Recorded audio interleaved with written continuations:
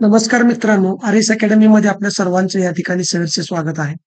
बघा मित्रांनो, थंबनेल वरती तुम्ही बघितलं असेल की संच मान्यता धोरण रद्द आणि 30,000 प्लस पदे येणार. तर मित्रांनो, ही जी गोष्ट आहे ही सत्य होऊ शकते आणि हाच आपला लढा आहे आणि या लढ्यामध्ये आपला स्वतःचा लढा हा आपल्यालाच लढावा लागणार आहे. कारण परीक्षा सुरू अगोदर ज्या क्लास चालकांनी तुम्हाला या ठिकाणी भुरळ पाडलेली होती की इतक्या पदांची जाहिरात येणार आहे, इतकी मोठी भरती होणार आहे आणि तुम्ही आताच ऍडमिशन घ्या, असा अभ्यास करा, तसा अभ्यास करा. त्या क्लास चालकांनी मित्रांनो आपल्याला वाऱ्यावरती सोडून दिलेला आहे. अनेक युट्यूबर्स आहेत जे तुमच्या माध्यमातून पैसा कमवत आहेत. अनेक क्लास चालक आहेत जे तुमच्या जीवावरती या ठिकाणी मोठे झालेले आहेत. त्यांनी मात्र आता अशा आपल्या पडत्या काळामध्ये आपल्याला कुठल्याही पद्धतीचा आधार देण्याचं काम केलेलं नाही. आपल्या प्लॅटफॉर्मवरून एकही व्हिडिओ कुणी शोधण्याचा या ठिकाणी प्रयत्न करत नाही किंवा मागणी करण्याचा प्रयत्न करत नाही की हे जे संच मान्यता धोरण आहे, हे संच मान्यता धोरण रद्द व्हावं. ह्यासाठी 3च माणसं काम करताना दिसून येत आहेत. त्या तिघांनाही माझी विनंती आहे की तुम्ही तिघजण एकत्र या आणि सर्व जे अभियोग्यता धारक आहेत, त्या अभियोग्यता धारकांना एक सामूहिक प्लॅन द्या की त्यानुसार हे धोरण रद्द होण्यासाठी काय काय प्रयत्न केले पाहिजे. खरं सांगायचं तर या संच मान्यता धोरण रद्द होण्यासाठी आदरणीय संदीप कांबळे सर, त्यानंतर विठ्ठल सरगर सर आणि बलुषा मॅडम हे 3 लोक जे आहेत हे आपल्याला प्रयत्न करताना दिसतात. वारंवार मंत्रालयामध्ये जातात, तिथून ते अपडेट घेतात आणि आपल्याला कळवत असतात. परंतु मित्रांनो, या तिघांच्यानी फक्त हे होणं शक्य नाही, लक्षात ठेवा. कारण यासाठी जे काही विद्यार्थी आहेत, 2.5 लाख विद्यार्थी या ठिकाणी या 2025च्या अभियोग्यता चाचणीसाठी होते, लक्षात ठेवा. आणि या 2.5 लाखापैकी एक 20-30 हजार मुलं जरी त्यांच्यासोबत गेली तरी हे शक्य आहे. त्यांना एक पाठबळ देणं आपली जबाबदारी आहे आणि हे धोरण रद्द करण्यासाठी एक वातावरण निर्मिती करणं गरजेचं आहे. मित्रांनो, जर का तुम्ही बघितलं असेल तर मागच्या वेळेला या ठिकाणी एमपीएससीची परीक्षा होती आणि एमपीएससीची परीक्षा ही वर्णनात्मक परीक्षा घ्यायचं ठरवलेलं होतं. एमपीएससीची परीक्षा ही एक वर्णनात्मक परीक्षा घ्यायचं ठरवलं होतं. त्याचबरोबर दुसरी एक मागणी होती विद्यार्थ्यांची की कोरोनामध्ये या ठिकाणी ज्या मुलांचं वय वाया गेलंय त्यांच्यासाठी पण त्यांनी मागणी केलेली होती आणि या मुलांनी एवढी वातावरण निर्मिती केली की यांच्या या दोन्ही मागण्या या ठिकाणी मान्य झाल्या, लक्षात ठेवा. एमपीएससीनं वर्णनात्मक परीक्षा 1 वर्षाने पुढे ढकलली. त्याचबरोबर 1 वर्ष वयवाढीचा GR सुद्धा एमपीएससीला काढावा लागला. ही मित्रांनो विद्यार्थ्यांची ताकद असते. परंतु आपली जे काही अभियोग्यता धारक आहेत, टेट धारक आहेत, हे मात्र कुठंही अशा पद्धतीनं सपोर्ट करताना किंवा रस्त्यावरती येताना दिसत नाहीत. ही लढाई आपण लढत नाही, लक्षात ठेवा. कुणाच्या तरी दुसऱ्याच्या खांद्यावरती बंदूक ठेवून आपण लढायचा प्रयत्न करतो, परंतु हे आपल्यासाठी घातक आहे. म्हणून सर्वांनी एकत्र येऊन या ठिकाणी संच मान्यता धोरण रद्द करण्याचा प्रयत्न केला पाहिजे. कारण मित्रांनो, काल जर तुम्ही बघितलं असेल तर हिंदी सक्ती जी आहे, ही हिंदी सक्ती रद्द करण्यासाठी संपूर्ण महाराष्ट्रातून व एक प्रकारे उठावच झाला. अनेक लोकांनी याच्यामध्ये सहभाग घेतला. आपल्या आपल्या परीने जे काही योगदान असेल ते योगदान देण्याचा प्रयत्न केला आणि मग एक वातावरण निर्मिती झाली आणि मग सरकारला झुकावं लागलं आणि हिंदी सक्तीचा निर्णय या ठिकाणी रद्द करण्यात आला, लक्षात ठेवा. त्याचबरोबर तुम्ही आणखी एक उदाहरण मी तुम्हाला सांगतो की कोल्हापुरी जे चप्पल आहे ते कोल्हापुरी चप्पल प्राडाने लॉन्च केलेलं होतं, परंतु त्या प्राडाच्या धोरणाला विरोध कुणी केला तर आपल्या महाराष्ट्रीयन लोकांनी, संबंध भारतातल्या लोकांनी त्याला विरोध केला आणि एक वातावरण निर्माण झालं आणि मग ते प्राडानं मान्य केलं की हे चप्पल कोल्हापुरी आहे. तर अशा पद्धतीने मित्रांनो आपल्याला एक पद्धतीचं वातावरण निर्माण करणं गरजेचं आहे. जी माणसं पुढे आहेत त्यांच्या पाठीशी आपण राहिलं पाहिजे. कारण ही 3ही माणसं जी आहेत, संदीप कांबळे सर आहेत, बलुषा माने मॅडम आहेत, त्याच्यानंतर विठ्ठल सरगर सर आहेत, हे या भरती विषयातले तज्ज्ञ आहेत, लक्षात ठेवा. त्यांचा अभ्यास भरपूर आहे. या भरतीतल्या काय खाचाखुणा आहेत या त्यांना माहिती आहे. म्हणून ते जे काही कार्यक्रम असतील त्याला आपण पाठिंबा दिला पाहिजे.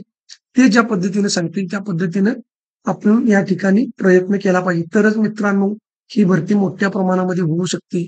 अन्यथा ही भरती, मी वारंवार सांगत आलेलो आहे की ही भरती फक्त कागदावर होऊ शकते, लक्षात ठेवा. मग आता आपण काय करायचं या भरतीसाठी? तर बघा, काही मुद्दे मला या ठिकाणी पाठवण्यात आलेले आहेत. एका सरांनी मला हे मुद्दे पाठवलेले आहेत. हे मी मुद्दे तुमच्या बरोबर शेअर करणार आहे. तर काय आहे बघा, पहिला मुद्दा असा आहे की सर्व अभियोग्यताधारकांनी आपापल्या लोकप्रतिनिधी म्हणजे आमदार, खासदार, जिल्ह्याचे पालकमंत्री यांच्याकडे निवेदन सादर करावे. आता मित्रांनो, आमदार, खासदार आणि जिल्ह्याचे पालकमंत्री यांच्याकडेही निवेदन का सादर करायची? तर लक्षात ठेवा, महानगरपालिकेच्या निवडणुका, स्थानिक स्वराज्य संस्थांच्या निवडणुका या ठिकाणी आलेल्या आहेत आणि या निवडणुका जर डोळ्यासमोर ठेवल्या तर अशा पद्धतीची मागणी करून सरकारला या ठिकाणी आपल्याला वेठीस धरता येतं आणि सरकार आपली मागणी या स्थानिक स्वराज्य संस्थांच्या निवडणुका डोळ्यासमोर ठेवून मान्य करू शकतं. त्यामुळं जे काही आमदार, खासदार, जिल्ह्याचे पालकमंत्री आहेत त्यांना काय केलं पाहिजे? आपण निवेदन दिलं पाहिजे. कारण आता सध्या आजपासून पावसाळी अधिवेशन सुरू झालेलं आहे आणि या पावसाळी अधिवेशनामध्ये आपल्याला या ठिकाणी आवाज उठवता येतो आणि हा आवाज उठवल्यानंतर ज्या काही इलेक्शन आहेत, ज्या निवडणुका आहेत, त्या निवडणुका डोळ्यासमोर ठेवून या ठिकाणी आपली मागणी मान्य केली जाऊ शकते. ही पहिली गोष्ट. दुसरी गोष्ट, सर्व अभियोग्यताधारकांनी आपापल्या उपविभागीय अधिकारी, तहसीलदार, गट शिक्षणाधिकारी, जिल्हाधिकारी यांना जास्तीत जास्त अभियोग्यताधारकांच्या स्वाक्षरीने निवेदन सादर करावे. मित्रांनो, एका जिल्ह्यातून जरी समजा 10-15 मुलांनी जरी एकत्र आले आणि त्यांनी अशा पद्धतीचं निवेदन तयार केलंय आणि ते तहसीलदार, उपविभागीय अधिकारी, गट शिक्षणाधिकारी जे जबाबदार व्यक्ती आहेत या शिक्षण विभागाला, त्यांना जर अशा पद्धतीने दिलं आपल्या स्वतःच्या स्वाक्षरीनं आणि ते फोटो जर का आपल्या सोशल मीडियावरती पोस्ट केले, स्टेटसला ठेवले, त्याच्यानंतर ट्विटरवरती ट्विट केले, तर एक वातावरण निर्मिती होऊ शकते आणि या माध्यमातून सुद्धा ही आपली मागणी मान्य होऊ शकते. त्यानंतर बघा, आता हे तिसरा मुद्दा आहे. हे तर यांनी काय केलेलं आहे? भरमसाठ पैसा कमवलेला आहे, लक्षात ठेवा. यांना माहिती असतं की प्रोमो कसा करायचा. त्यामुळे भरतीच्या अगोदर खूप मोठे प्रोमो होतात यांचे. हे तुम्हाला आमिष दाखवतात. क्लास मधून पैसा कमवण्याचा यांचा धंदा आहे. परंतु विद्यार्थ्यांच्या हिताशी यांना देणं घेणं नाही. टी-सी-एस आणि IBPSने किती प्रमाणात आपली लुबाडणूक केली. जवळ-जवळ भरती प्रक्रियेमध्ये 3 सेंटर दिलेले असताना चॉईसला 4थं सेंटर, तेही 400-500 किलोमीटर अंतरापर्यंत या ठिकाणी सेंटर आलेलं आहे. परंतु याच्यावरती कुठल्याही क्लास चालकांना या ठिकाणी आवाज उठवलेला नाही. परंतु तरी सुद्धा आजच्या या व्हिडिओच्या माध्यमातून आपण त्या क्लासवाल्यांना किंवा जे काही मार्गदर्शन केलेले लोक आहेत या टी-ए-टीच्या संदर्भामध्ये इथं म्हणलेलं आहे बघा, टी-ए-टी परीक्षेसाठी क्लास घेतले किंवा टेटच्या बॅचेस घेतल्या, अशा सर्व आदरणीय मार्गदर्शक मंडळींनी आपापल्या स्तरावर संच मान्यता रद्द होण्यासाठी कृपया अजेंडा हाती घेऊन पुढाकार घ्यावा. सर्व क्लास चालकांनी, जे काही युट्यूबर्स आहेत, त्या युट्यूबर्सनी, क्लास चालकांनी आपल्या आपल्या परीने जेवढं होईल तेवढं संच मान्यतेसाठी प्रयत्न करावा. त्यांनी मार्गदर्शन करावं, व्हिडिओ करावेत. त्यांचे ज्या व्यक्तींशी संपर्क आहेत, चांगल्या राजकीय नेत्यांशी या क्लासवाल्यांचे संबंध असतात.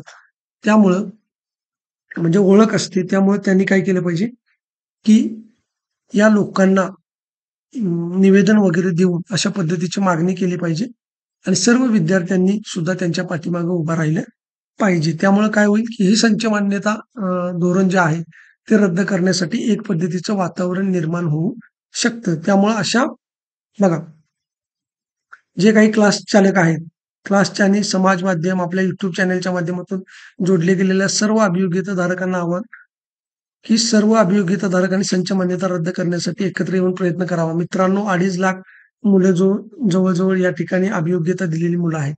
मग या मुलांनी काय करायचं आहे? आता दिवसा जर आपण बघितलं तर 5 ते 10 स्टेटस आपण या ठिकाणी ठेवतो. मग त्याच्यामध्ये गुड मॉर्निंगचे असतात, देवदेवतांचे असतात. तर त्याच्यातून मित्रांनो एखादा तरी स्टेटस आपला दररोज या संच मान्यता धोरण रद्दसाठी असायला पाहिजे. जी बातमी आपल्याला संच मान्यता धोरण रद्द याच्या बाबतीमध्ये दिसेल, ती बातमी आपण स्टेटसला लावली पाहिजे.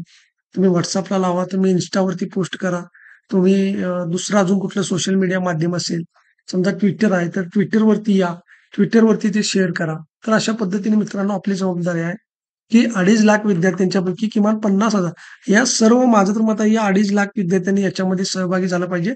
एक मोठ्या पद्धतीचा उठावच या ठिकाणी झाला पाहिजे. तर आणि तरच या सरकारला जाग येईल आणि ही आपली मागणी मान्य होईल.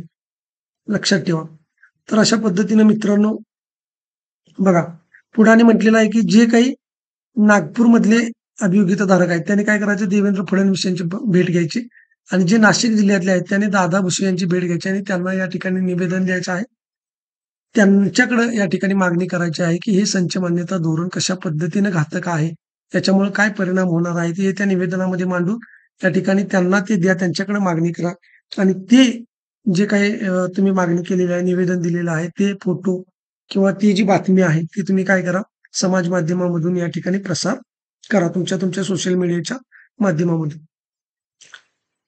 आणि मित्रांनो, जे लोक संच मान्यता रद्द करण्यासाठी झटत आहेत, अशा सर्व आदरणीय लोकांच्या सोबतीला उभे राहून अजून बळकट करू शकतो. त्यामुळे प्रखरपणे परिणाम मिळू शकतात. म्हणजे बघा, मी मगाशी सांगितले की 3 नावं.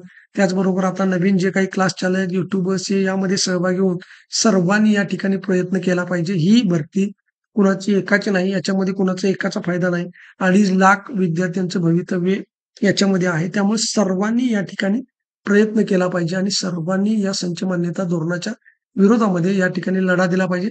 जे काही करत आहेत, ज्या लोकांना याच्यामधली माहिती आहे, ती व्यक्ती तर यामध्ये पुढे आहेच, परंतु ती जी काही आपल्याला सांगेल, ती जी काही आपल्याला नियमावली सांगतील, ते जे आपल्याला काही मार्ग सांगतील, त्या मार्गावरती जाऊन आपण फक्त त्यांना सपोर्ट करायचा आहे. समाज माध्यमांमध्ये या ठिकाणी ही जी बातमी आहे, ही बातमी या ठिकाणी पुढं येणं आवश्यक आहे. तर आणि तरच या ठिकाणी ही संच मान्यता धोरणाची रद्दची जी मागणी आहे, ती या ठिकाणी मान्य होऊ शकते.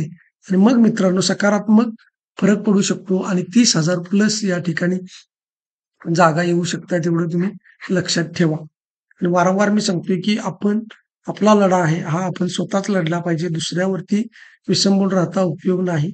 कारण आपल्याला भरती झाल्यानंतर किंवा ती प्रक्रिया पार पडून गेल्यानंतर जाग येते. परंतु मित्रांनो, यावेळी आपल्याला वेळेत सावध व्हायचं आहे.